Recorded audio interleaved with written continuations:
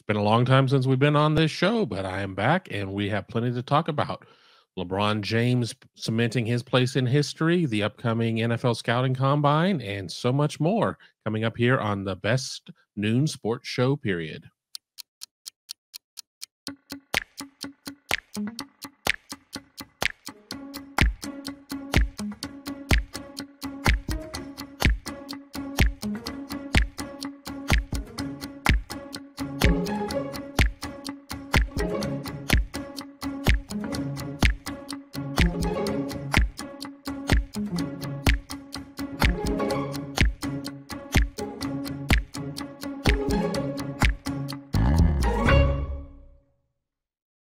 Hey, welcome back. I am your host, Kevin Noon. It has been a minute since I have done one of these shows.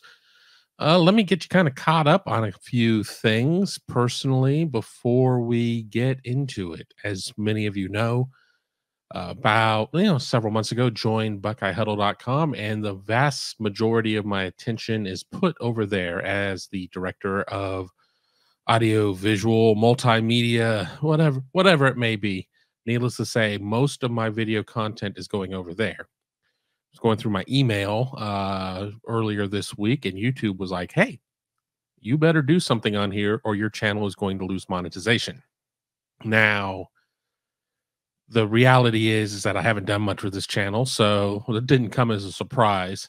But getting a channel monetized can be a bit of a pain in the rear end, and the process has gotten to be a lot more difficult now than it was when I got this channel started. So I'm going to do a little video here in parallel, but I urge everybody who is watching me here to make sure that you sign up to Buckeye Huddle as well, youtube.com/Buckeye Huddle, to get the vast majority of all of my content, as well as everybody else on that great staff there. Tony Gerdeman, Tom Orr, Mark Givler, Alex Gleitman, Ross Fulton, Devin Radcliffe, Justin Whitlatch. Sure, I'm probably forgetting a couple of names, but that is where the vast majority of my stuff is. I'm going to talk most of my Ohio State content over there, but I will do a little bit here as well. One of the big things is I'm not going to compete with myself. My goal is not to do a whole lot of things there that people will be like, well, I would have figured that I would have seen it over on your Buckeye Huddle content. Well, don't worry. I'm going to be doing it over there. This will be a little bit more of a free flow of ideas and things of that nature, maybe some national news that I normally wouldn't get to, and probably going to be seeing some of my content in a third location here soon, but I will digress on that one. Just keep an eye out, and I'll make sure to let everybody know. I'm going to be very busy on the podcasting waves, so that's a good thing and a bad thing, depending on what you think of me on the air. Let's get started with some of the big national news, and that's obviously LeBron James breaking the all-time scoring record for the NBA, passing Kareem Abdul-Jabbar. Lakers in standard form didn't win the game, but LeBron hit the number he needed to, and now stands alone as the greatest, most prolific all-time scorer in the association. Now, the game has certainly gone through many iterations of who's the GOAT, how is the game played? I mean, are we seeing games in the 130s? Are we seeing games in the 110s? Or where are we at? And I think in terms of people trying to define who's the GOAT, the greatest of all time for you boomers out there, such as, I'm Gen X, but a lot of days I feel like a boomer. Is it LeBron? Is it Kobe? Is it Michael? Are we going even further back? I mean, there's a lot of things that could be taken into consideration, and it's like really trying to compare eras, like in baseball and football. It's difficult where the game is. Do we see the type of defense played today that we saw during, maybe some of those Pistons teams? When the Pistons were going up against the Bulls and the Pistons were going against the Lakers. I mean, I'm not seeing that type of defense now, but to be doing what LeBron has done for as many years as he has, and he had the benefit of being able to go right from high school, right from St. Vincent St. Mary to the NBA, to the Cavs. there's something to be said about that. I mean, LeBron is getting a little long in the tooth, and he's still putting up points in a prolific manner. Now, granted, the Lakers are an absolute train wreck, and we'll be interested to see what happens with the upcoming NBA trade deadline. Obviously, the Lakers, one of the teams involved in the Kyrie Irving discussions before he ended up getting traded to the Dallas Mavericks. So, what is there? Can they move Russell Westbrook? I mean, what's going to be the case there? But where do you feel LeBron fits in the hierarchy of greatest all-time players? He now holds the scoring record, and he's been the face of the NBA for many years now, but we're not that far removed from the Kobe Bryant era. And as I mentioned other names, there certainly are some great names there. I grew up, I admitted I was a Lakers fan growing up from Southern California, right in the middle of the Magic Johnson teams going against the Larry Bird teams. And where did I end up moving my junior year of high school? Just outside of Boston. Had some lonely times because I was full of teenage angst, and I wasn't willing to keep my mouth shut. So I popped off a lot and did not make a lot of Celtics fans happy, but I digress. That's probably about as much as you're going to hear me talk about the NBA. It's probably not my favorite sport, at least at that level. Once the NBA draft happens, everything kind of drops off the table for me. I love college basketball. I love the draft process. I mean, I love NBA and NFL draft. I don't really follow Major League Baseball or NHL drafts. I more bandwidth than I'm willing to put into anything these days, as you cross the threshold of being 50, and you only, you have to burn more energy just to do your daily routine. Going out and expanding your horizons sometimes can be a little bit difficult. So, yeah, I'm not going to talk about the NBA a bunch, but as I do the show a little bit more on the regular to keep YouTube happy and to keep you guys happy, because I have a feeling that there are going to be people who follow me on this channel who are unaware of where I've gone. And I want to be able to give you guys an outlet. And all I ask in return is you give us a follow at Buckeye Huddle. Maybe even check us out at BuckeyeHuddle.com. That is my main gig. Signing up there certainly helps me out in terms of my ability to continue doing all of this product. So check it all out. But into the shameless plug at that point. Let's talk a little bit about Ohio State basketball, and that has been a mess. That has been an absolute mess as of late. What are your expectations of Ohio State basketball if you are a fan of the Buckeyes? And we certainly have a team that has, they've gone to the NC2A tournament every year that there has been an NC2A tournament under Chris Holtmann. I mean, that's obviously taking 2020 off of the table. But since January 6th, Ohio State won at Northwestern on January 1st, and then since then has won one game. They had a 5-game losing streak, then they beat Iowa in Columbus, and now they're on a 4-game losing streak. They've got a game coming up against Northwestern, the aforementioned Wildcats that they beat at Welsh Ryan on Thursday the 9th. Chris Holtmann has a great class coming in next year. And I have a hard time saying to a coach that has led Ohio State to the tournament every year that there's been a tournament on one bad year, and this is a bad year. I mean, let's call a bad year a bad year. Let's not, we're not going to sugarcoat it. I can give you umpteen million reasons why this team was, his greatest wild card and could finish 3rd or could finish 13th in the league. They're trying to even slide under that prediction. But is 1 year enough? Is one bad year enough? Does Ohio State basketball suffer from the gigantic shadow that football casts? And it's a shadow for so many different reasons. The success of football, the expectations of football fans, the fact that you can't go to Ohio State as a basketball player and be big man on campus. You're just not, that's not going to be the case. There's this gigantic structure just outside the reach of Value City Arena, and it's called Ohio Stadium. And you could be, Bronny James. Bronny James could commit to Ohio State, which I don't think it's going to happen. He has 3 finalists, and Ohio State's one of them. I think it's either going to be SC or Oregon. But Bronny James could commit to Ohio State. Bronny James is still going to be relatively anonymous compared to whoever the starting quarterback for Ohio State is. Bronny James would probably still be a little bit anonymous to Trevion Henderson and Mayan Williams, running backs at Ohio State, and so on and so on and so on. So some players are fine with that. I'm going to college for a year or two, and then I'm off to the league. It doesn't really matter. I'm just here to do my time. I'm just here to do a couple years until I can make as much money as I can in the league, get my game right immediately, be able to play 33 minutes, 35 minutes a game in college, as opposed to being the second to last guy off the bench on a pro team, or being on a two-way contract where I'm spending time with like the Transylvania Mud Hens or in the G League. I mean, which isn't necessarily the greatest situation. Yeah, you're earning, but you can earn now in NIL, and I'm getting off onto a tangent. But the point is basketball is always going to be second fiddle at Ohio State, period. I've said this for 20 years. Ohio State could win 4 straight national championships in men's basketball. It's still going to be a second fiddle to Ohio State football, period.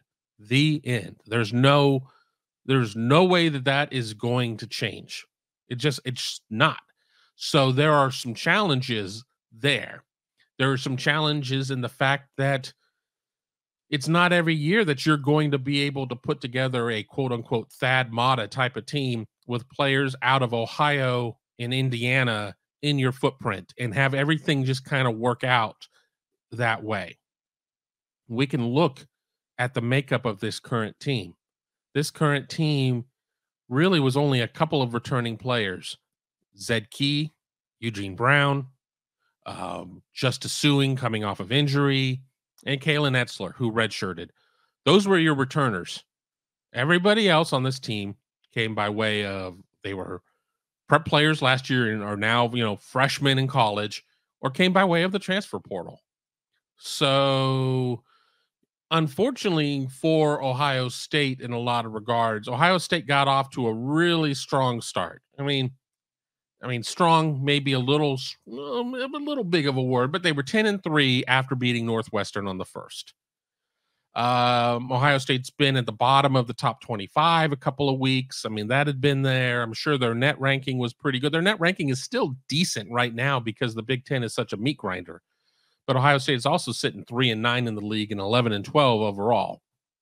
So I don't care if you're 42nd in the net.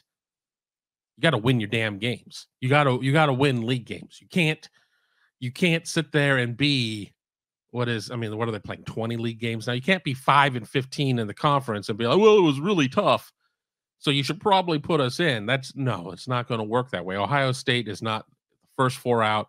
Ohio State's not the next 4 out, or even the next 4 out. Ohio State is just out. Even if Ohio State goes on and wins, if Ohio State somehow wins its last 8 games, Ohio State's 11-9 and 19-12, and is probably back into the bottom end of the tournament field. Ohio State has road games at Purdue, at Michigan State, at Iowa. Iowa still hasn't figured out how to play defense. And then home games against Northwestern, Michigan State, Penn State, Illinois, and Maryland. The chances of Ohio State going 8-0 to finish off the season are pretty slim. Never say never, but it's pretty damn close to never. So you have this group of fans who are like, well, Ohio State basketball deserves better. Well, let me say this. Who is Ohio State going to go out and get? Who is Ohio State going to go out and get? Somebody said through Bobby Hurley out there at Arizona State. Well, Arizona State is not exactly killing it, and they have their sets of issues. So who are you going to get? I mean, I don't know what the situation is, and I know that there's been a lot of battles on social media.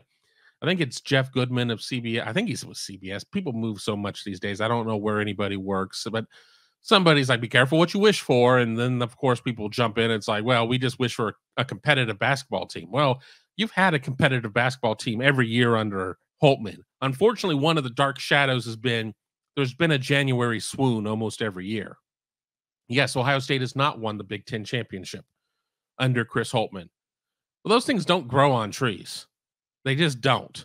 And Thad Matta was the right guy at the right time and had a lot of success and had a lot of guys that came in. And even though he only had Mike Conley Jr. and Greg Oden for 1 year, a lot of those things really worked out. What is this Ohio State team this year if Malachi Branham doesn't blow up the way he did as a true freshman and he was there as a guiding force on this team as a second-year player? What would next year's team look like if Bryce Sensabaugh doesn't leave for the NBA, which at this point it looks like it could happen. I mean, should happen to be completely honest.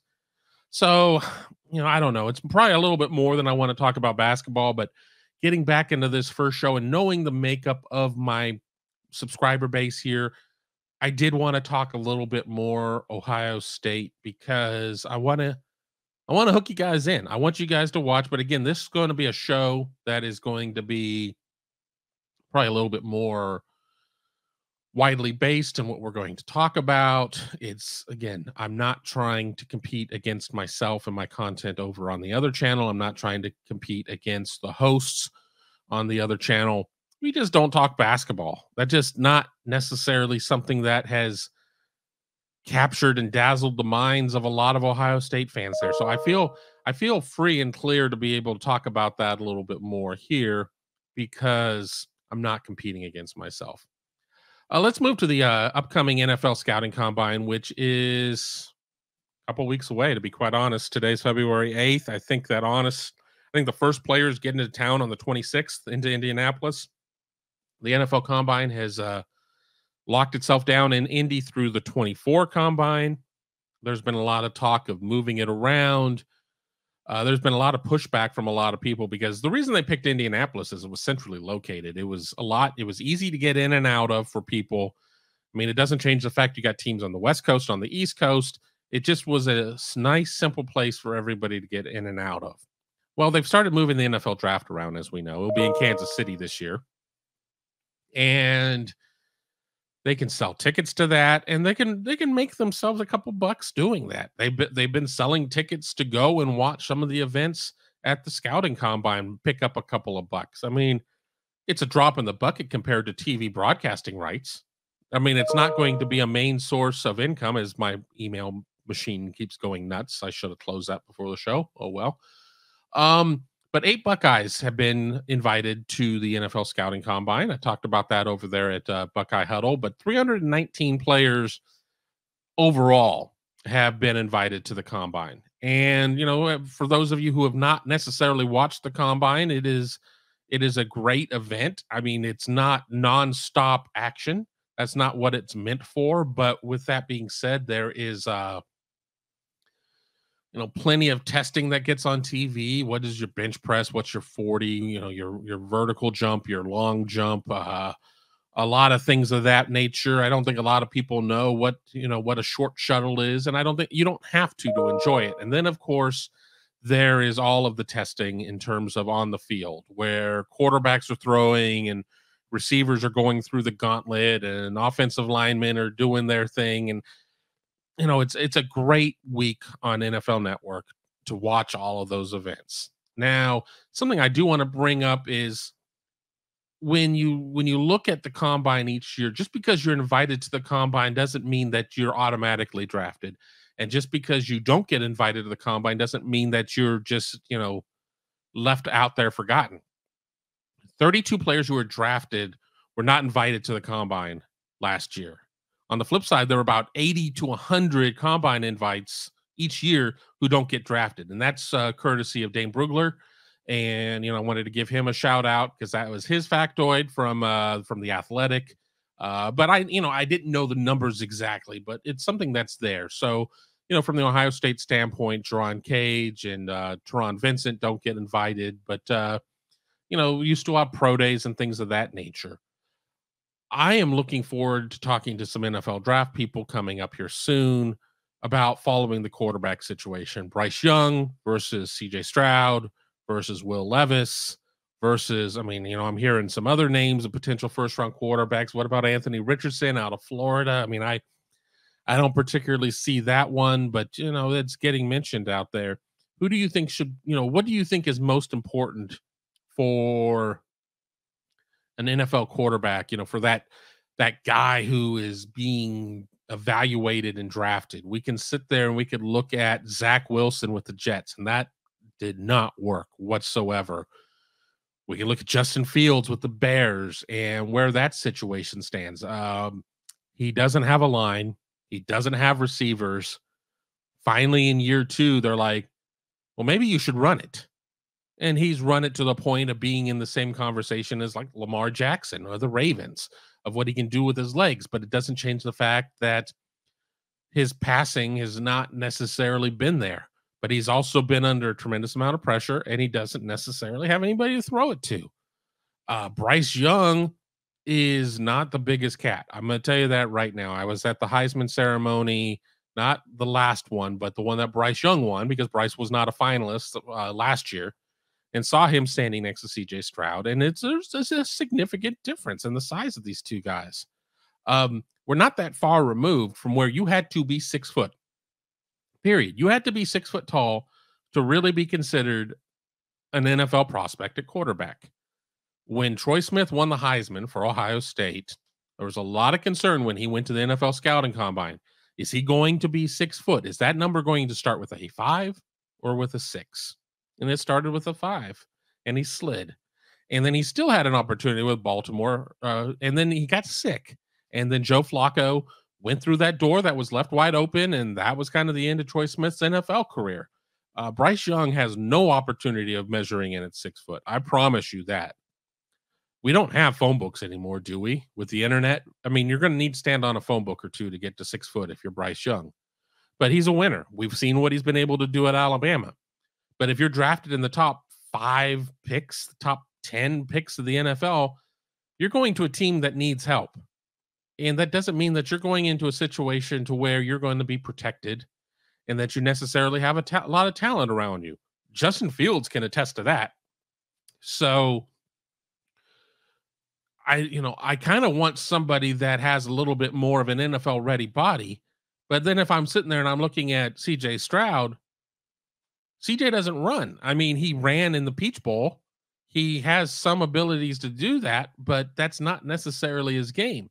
So does that open the door for Will Levis, who started at Penn State and transferred to Kentucky and put up some okay numbers, but he has the NFL body. And there are scouts that are in love with him, that are in absolute love with him. It is what it is. I have not seen necessarily on-field results that lead me to believe that it's going to be an easy transition for him into the National Football League. But if we've learned anything from our friends to the north in Cleveland, just because you draft a quarterback who's highly rated doesn't mean it's going to work out. So many of these quarterbacks don't work out. And yes, we can use all of the punchline names out there: Baker Mayfield, Akili Smith, Joey Harrington, et cetera, of guys who were drafted in the top 5 picks of a draft, and they just don't work. Zach Wilson. I mean, it's there. I mean, it's real. And who the hell was Patrick Mahomes coming out of Texas Tech? He wasn't necessarily anybody that I was paying attention to. I mean, Jalen Hurts obviously came out of a very prestigious program, but were we talking about him as being a team leader or a game manager? So it's not always a case of where it's not always a Joe Burrow who wins a Heisman, wins a Natty, and then goes on and leads his team to a lot of success. And no, Burrow and the Bengals have not been able to get over the hump yet. Talking about quarterbacks who still get wronged by their offensive line, Joe Burrow falls into that situation. They're getting closer, but they're not quite there yet.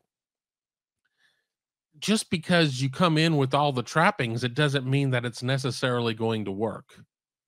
But we'll talk a little bit more about the upcoming NFL draft on the next show. Now, I have to make a decision of how often I'm going to do this show. So if you really want to help me out, one of the biggest things that you can do is tell your friends, hey, Noon is back doing his other show, his best noon sports show, period. And that didn't roll off the tongue very easy because I haven't thought about this show in a couple months. But that I'm back doing the show. Give me a thumbs up, give me a like, watch the show to its entirety. Hell, watch it twice, watch it 3 times. I need to get those watch hours back up. I need to get those views back up. But I promise you, I will do this more. And I promise you, I will read your comments. I will try to respond. And I'll try and pick on some of the topics that you've got. Now, don't ask me about Belgian D-League soccer. I'm not your guy. I'm not your guy. I can't talk about that. I don't know. But I'll give you honest answers here. We'll talk. You guys are in my trust tree. We're going to talk honestly. Again, I'm not going to do something that's going to make my job difficult, but we'll talk about whatever you guys want to talk about. And it doesn't always have to end up being sports. You know, those of you who know me well know I like to sit there and cook meats and do things like that. And we'll have plenty of conversation about that. I promise you we will be on one more time this week before the Super Bowl to kind of talk about the Super Bowl. What are you making for the Super Bowl? Are you going to go out and use your smoker or your grill and cook anything nice for the Super Bowl? What's on your Super Bowl menu? I want to know. I'm asking you. That's your homework. Let me know what you're going to do. Let's share some tips, some tricks, some recipes, everything else. Now that sports wagering is legal in Ohio, what bets do you like? Let's talk about that. Let's talk a little bit about wagering as well. I'm not very good at it, but I'm getting better. I'm getting better. I don't have scared money. Don't make money. I'm still scared money at this point. I don't want to sit there and get myself in a worse position than I already am in. So, if you like what you're seeing here, go ahead and hit that super thanks as well. Give me a little bit of money to sit there and put on a wager. But until then, we'll figure it out between now and the next show. But I want to thank you guys for being part of this. And again, here on the Best Noon Sports Show, period, we're going to get this thing rolling a little bit more often. And can't do it without you. So thanks so much. And I will talk to you very soon.